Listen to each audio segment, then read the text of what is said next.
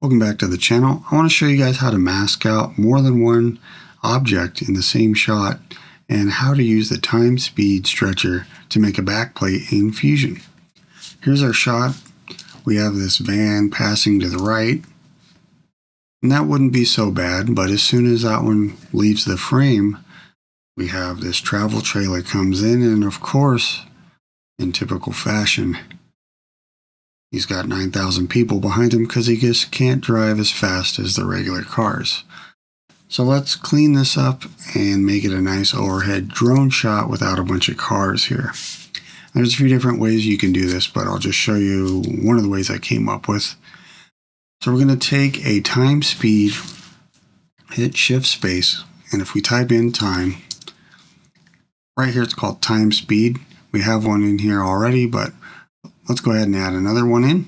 Now you do have to feed the media output of media into your time speed, and it's not going to do anything right off the bat. The controls are speed, delay, and interpolation mode. So speed is set by default to 1.0, and that means it's just going to play back at regular speed whatever you fed into it.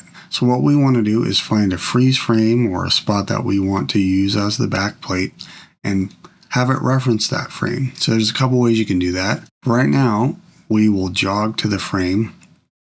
So after this van gets out of the way, and before the travel trailer starts to come into the frame here, so that happens to be 132. So we can either type in right here speed 0, delay 132, or we can just hit freeze frame. And it does the same thing for you here, and I've left the interpolation on blend.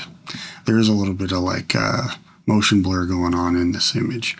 So that takes care of our time speed. I'm going to delete this one, and we have one up here. It's referencing a little bit of a different frame, but essentially that's what we wanted it to do. So now that merges into our media out, but it puts this freeze frame over top, and that's all we would see if we didn't mask it out. So now we're going to grab a polygon.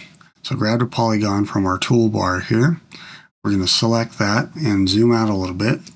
As you can see, I've gone a little bit outside the edges of the frame. And then you might be wondering why I didn't line up this top section with the stripe in the road. And that's originally what I did. But if we go back to our media in and back up here, you can see when the travel trailer starts to come, it's casting a little bit of a shadow onto the edge of the road here. So I took the polygon and moved it up a little higher.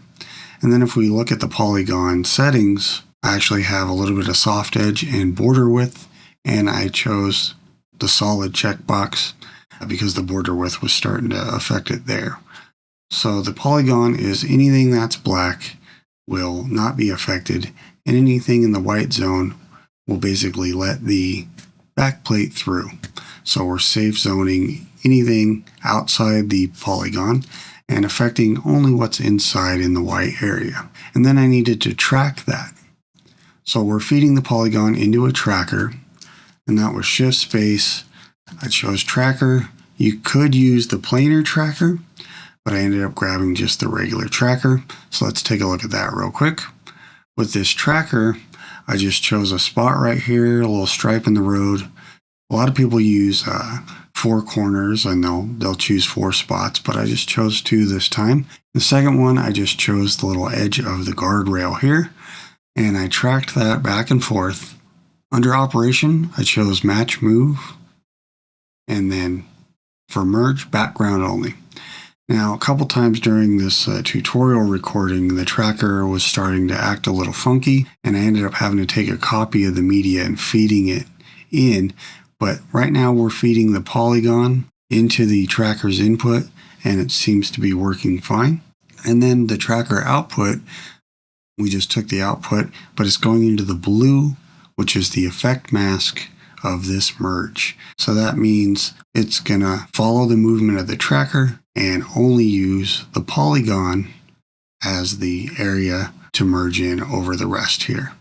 So now if we go to our media out, you can see our cars disappear.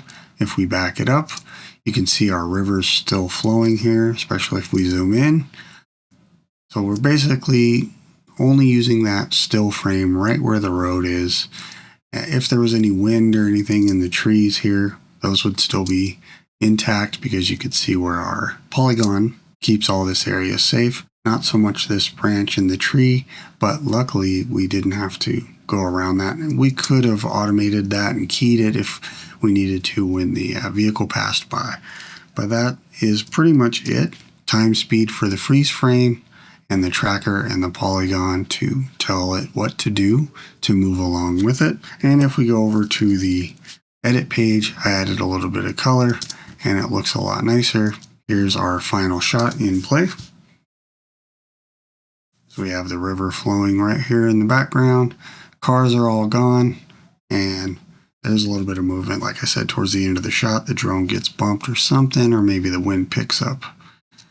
But that's it for that time speed stretcher to use as a reference frame. You could always make your own reference frame from the edit page and dump that in the media pool and drop that in on your Fusion page if you wanted to, but the time stretcher allows you to do it right off your edit page media. That's it for this video. Thanks for watching. As always, subscribe if you found this helpful. I do appreciate it, and I love seeing the subscriber count start to climb. Leave a comment down below if you guys have a video topic you'd like me to make a video on, or if you have some kind of problem you're having an issue with and you want me to try to duplicate it or take a stab at how I might try to fix it. I always do appreciate getting your guys' comment, and you guys give me a lot of good ideas for making content. That's it. Thanks for watching as always, and I'll see you guys on the next video.